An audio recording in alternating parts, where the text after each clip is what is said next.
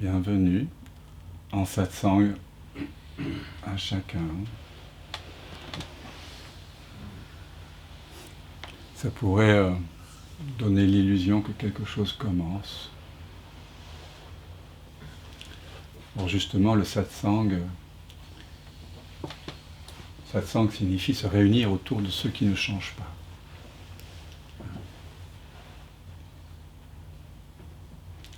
On se réunit autour de l'être, Sat, autour de ce qui est toujours là. Et que peut-être, par habitude, par conditionnement, par peur, on néglige. Peut-être même que pendant longtemps on a complètement oublié, comme la plupart des humains qui vivent sur Terre. La plupart des humains vivent dans une sorte de bulle d'irréalité. Et le satsang, c'est le moment où on laisse cette bulle d'irréalité éclater, tout simplement. On prend un temps pour se réunir comme ça en amitié et pour laisser toutes les bulles d'irréalité éclater et pour que se révèle ce que nous n'avons jamais cessé d'être. On est en train ici de remettre en question ce que tout le monde appelle la réalité, qui en fait, du point de vue de ce que nous sommes vraiment, est ignorance. En effet, la plupart des êtres sur cette planète pensent, croient. Croire, c'est se contracter autour d'une pensée. C'est donner de l'importance à une pensée. C'est être sérieux à propos d'une pensée. Et donc la plupart des êtres humains pensent et surtout croient. Et donc ressentent, parce que dès qu'on s'agrippe autour d'une pensée, il y a une tension dans le corps. C'est une impression. C'est une pensée, c'est une croyance et c'est une impression. Croient et ressentent qu'ils sont une entité séparée. Un moi. Je ne sais pas très bien ce que c'est, mais grosso modo, c'est accepté comme étant le corps et le mental. Et la plupart des êtres humains sur cette terre pensent que ce qu'ils sont ultimement, c'est ce corps et ce mental. Et qu'ils disposent d'un libre arbitre, c'est-à-dire qu'ils sont l'auteur des actes, l'auteur personnel des actes que ce corps fait, et l'auteur personnel des pensées, ou d'un certain nombre de pensées. En tout cas, ils pensent que leur être, ce qu'ils sont, est lié au destin du corps. Peut-être ils pensent avoir une âme, mais c'est une âme personnelle qui est séparée des autres âmes. Et cette croyance, qui est ignorance, nous a amené jusqu'à un certain point dans notre vie, avant d'arriver dans le satsang, à avoir deux grandes peurs. La peur de mourir, parce que ce corps et ses pensées ont une durée de vie limitée. La peur de mourir donc, parce qu'on croit vivre dans le temps, on croit exister dans le temps, on croit avoir une naissance, une croissance et une mort, puisqu'on pense être ce corps, ce mental. Donc on a peur de mourir, que ce soit conscientisé ou non, que ce soit formulable ou non. C'est là. Dès qu'on se prend pour quelqu'un, on a peur de mourir. Et on a peur de manquer, parce qu'on existe aussi dans un espace séparé des autres et apparemment du monde. On se croit à l'intérieur d'un corps, et à l'extérieur, il y a le monde. À l'intérieur, il y a la conscience, et à l'extérieur, il y a ce qu'on a appelé il y a 2000 ans la matière. Et donc, quand on croit être un corps mental, un humain, c'est-à-dire quelqu'un qui agit par lui-même, qui est au contrôle du corps et des pensées, qui est séparé, on vit comme ça une vie d'errance, où on est tout le temps soumis au bon vouloir de la vie, des expériences, pour dans des rares pauses, sentir le bonheur. On pense que notre bonheur, la joie, la paix, dépendent des situations. De l'allègement de ces deux grandes peurs, la peur de mourir, la peur de manquer. Et donc, comme moi, je suppose, pendant longtemps dans votre vie, vous avez cru que le bonheur que l'on cherche tous dépendait des expériences, des rencontres, de l'accumulation de biens matériels, de la santé, chacun avec différentes cases à cocher pour atteindre ce bonheur. Et vous savez tous comme moi que chaque fois qu'on a atteint cet apparent bonheur, il y a eu effectivement momentanément une joie, une paix, de l'amour, un bonheur qui a été ressenti. Et puis vous savez comme moi que ça n'a pas duré, quelle que soit la bonne nouvelle qui est venue du monde ou de quelqu'un, d'une rencontre amoureuse, amicale, de la rencontre avec un thérapeute, un prof, un chat, un chien, la nature. Quoi que ce soit, vous avez, comme moi, remarqué que le bonheur ne pouvait pas être maintenu en permanence. Et ça vous a probablement, comme moi, mis la puce à l'oreille. Peut-être que le bonheur ne vient pas du monde, d'une expérience, aussi sympathique, aussi extatique soit-elle, mais qu'elle vient simplement de la dissolution du désir. Si vous avez déjà pensé à cela, ressenti cela. Le moment où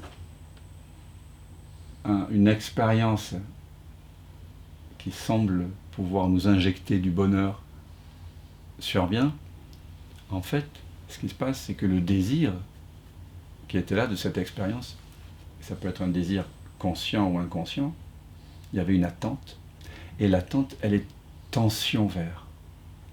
Et donc au moment où l'expérience survient, l'attente se dissout, forcément, et la tension aussi.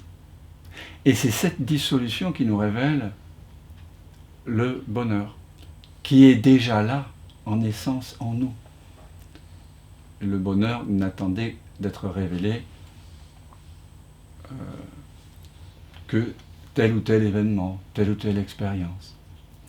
Mais comme nous ne sommes pas au courant, et que nous pensons que le bonheur nous a été accordé par une augmentation de salaire, ou un changement d'adresse, ou une rencontre amoureuse, ou ceci ou cela, quand le bonheur commence à être moins intense, et même parfois virer au malheur, à la tristesse,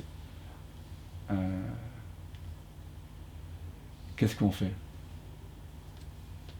Puisqu'on est mal renseigné, on va à la recherche d'un nouvel objet, d'une nouvelle expérience. C'est comme ça. Alors ici, non, on s'informe en fait. Voilà. Du fait que le bonheur ne peut jamais nous être injecté de l'extérieur. C'est la cessation de l'attente de quelque chose de mieux, plus tard que maintenant, ailleurs qu'ici. C'est cette cessation de l'attente, la cessation de l'espoir, la cessation du désir personnel, qui révèle la paix que je suis déjà. En fait, nous vivons en permanence avec comme un élastique de l'attention qui est tendu vers plein de choses. Mais nous ne le remarquons pas. Et donc, quand enfin l'élastique semble atteindre une certaine expérience, l'élastique se détend momentanément. Mais ce n'est pas l'apparent objet qui nous a accordé le bonheur. Le bonheur vient de la détente de l'attention. L'attention, c'est deux mots latins qui signifient se tendre, tendere, ad ver, ou s'étirer vers, on vit de façon étirée tout le temps. Comme si nous pouvions sortir du maintenant, et donc on imagine plein de gratifications, d'événements sympathiques qui, si jamais ils arrivaient, pourraient nous donner plus de bonheur. Donc on vit dans une sorte d'étirement, qui est purement imaginaire, mais qui génère une frustration en permanence, une souffrance, un sentiment de séparation. Au cœur du satsang, on s'invite ici à bien voir cette supercherie. Parce que c'est une supercherie, c'est pas réel. On n'a pas besoin de vivre de façon tendue vers un futur inexistant ou vers un passé décomposé. Le désir qui est problématique, ce que j'appelle désir et qui est tension, c'est le désir qui nous fait croire que si on obtient telle ou telle chose, on aura plus de bonheur. Ça, c'est pas vrai. Ensuite, il y a l'élan naturel du corps, d'aller plutôt à la montagne qu'à la mer, d'aller plutôt s'acheter un chat qu'un chien, d'être plutôt végétarien qu'omnivore, etc. Ça, ce sont des élans naturels. Il n'y a pas de remise en question de cela. Ce que nous remettons en question ici, c'est le désir qui est une tension vers et qui porte l'espoir d'obtenir plus de bonheur qu'ici maintenant. Vous comprenez ça? Il n'y a pas de problème avec l'élan de vie qui nous fait rencontrer des gens, des livres, des paysages. Le problème est d'associer à cet élan de vie naturel la croyance que si telle et telle chose adviendrait, je serais plus en paix que maintenant. Vous comprenez? Et donc ici, on se réunit pour bien regarder cette supercherie. C'est une sorte d'hypnose que nous faisons à nous-mêmes. C'est vrai que le langage, notre langage est lui-même issu de cette supercherie. Donc le langage conditionne aussi cela. Il est vrai que nous sommes dans une société qui, partout, semble valider le fait que le bonheur se trouve plus tard que maintenant et ailleurs qu'ici. On le voit à tous les étages. Mais il n'y a que vous qui puissiez mettre fin à cette supercherie. Vous êtes vous-même l'auteur de votre propre manipulation. Vous vous êtes simplement auto-manipulé, on pourrait dire. Vous vous êtes momentanément laissé fasciner par des pensées que vous avez crues et qui ont généré une tension dans le corps, ce qui en retour a validé le fait que cette pensée semble être vraie. Regarde ce que je sens.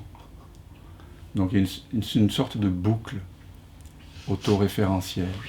Et on peut passer toute sa vie comme ça, enfermé dans ce genre de bulle d'irréalité. Donc ici, on s'amuse ensemble à éclater ces bulles-là.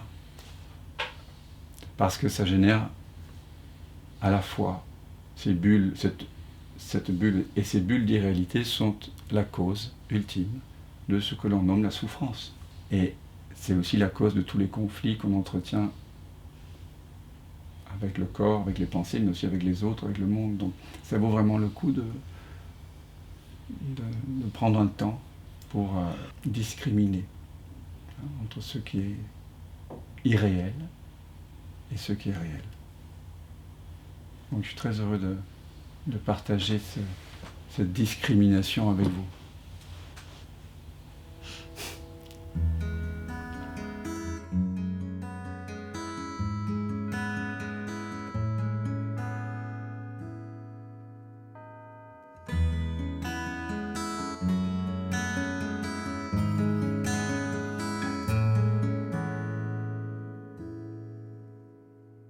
présence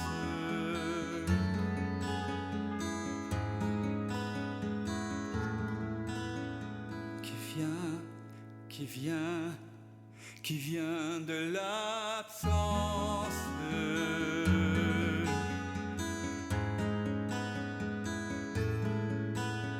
qui se rêve présence et donne naissance à ce grand rêve qu'est l'univers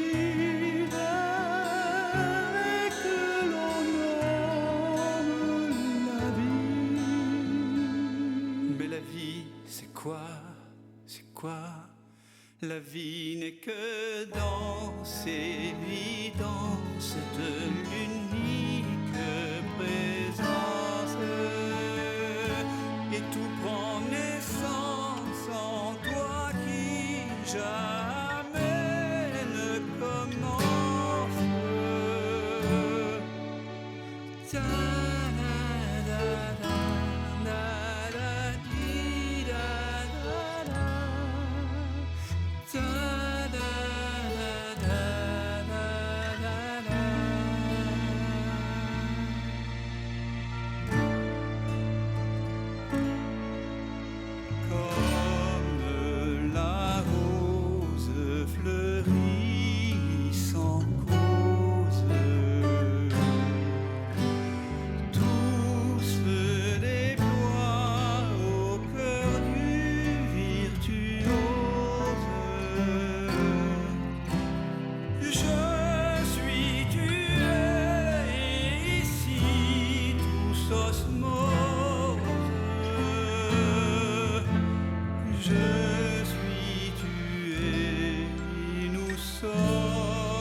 Comme elle fait de la même substance.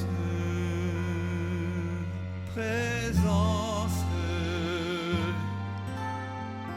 c'est vraiment maintenant que ça commence. Je m'émerveille en ce silence. Tout naît, tout meurt dans la présence.